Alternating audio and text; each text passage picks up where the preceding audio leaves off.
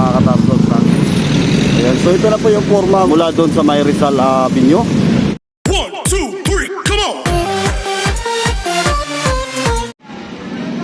Ayan, welcome back muli sa ating YouTube channel, Tardons TV, mga kababayan.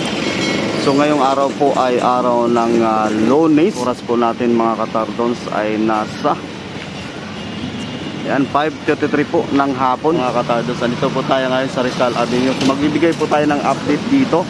Mula dito sa Rizal Avenue papunta doon sa may Abad Santos Street, no mga katardons. Ayan, let's go. At sana samahan nyo ako mga katardons hanggang sa dulo. Itong ating pagbibigay ng update, no, patungkol dito sa NLEX SLEX connector po mga katardons, dito sa may area ng Rizal Avenue papunta doon sa may Abad Santos Tondo mga katardons. Ayan, let's go. Ayan, so dito mga katardons, itong poste na ito, no, may poste na siya. Ito po yung sa gilid sa may station na ito, no, dito sa Rizal Avenue. Ayan, ito naman dito, ayan, wala pang forma, no, yung poste mga katardons. Ganon din doon sa kabilang side, ayan. At doon sa dulo, ayan, mayroon na, no, mayroon ng forma. So bubuhusan na lang yan, no, mga katardons. At doon sa kabila naman, ayan, mayroon na pong mayroon nang nakalatag, no, doon po sa taas. Ayan, let's go.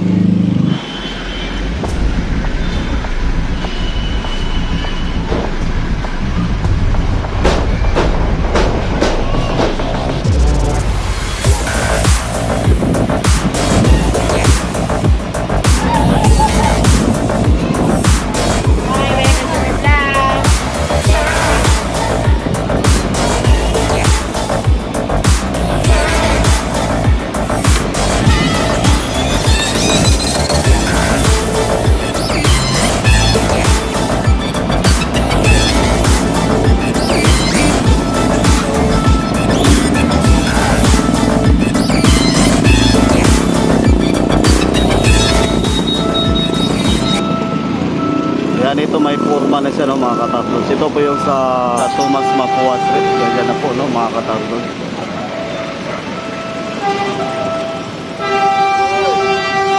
Traffic.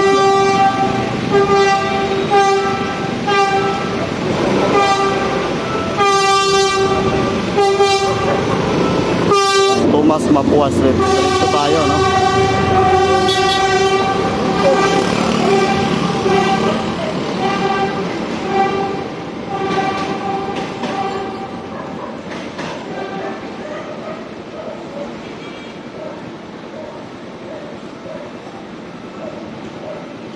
Nagtaka ako mga katardons, ba't nakaganon siya, no? Dapat ganito ang forma niya. Yan. Ano kayang gagawin niyan? Iikutin? Iikutin siguro yan, no, mga katardons, para maging gaya niyan. So yun lang hindi natin naabangan, no? So sana matamba natin kung paano ba yan iikutin. Malamang iikutin ito. So siyempre gaya nung ganyan sa kabila, oh. Yan. Ang haba, no, mga katardons, sobrang haba. Ayan natin mga worker sa taas. So ganito na dito sa may area ng Mapua Street. So let's go, bye-bye natin to hanggang doon sa may Abad Santos.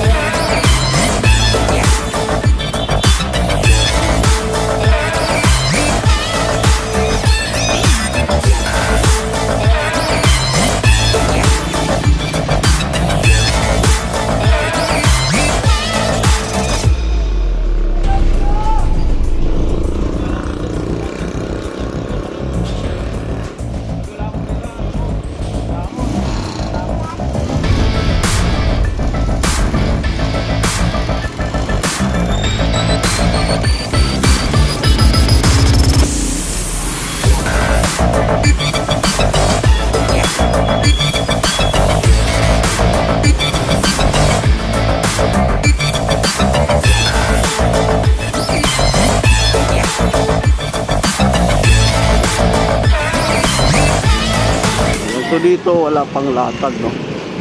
Wala pang latag siya dito. Ayan, bakante pa dito, no, mga katapos.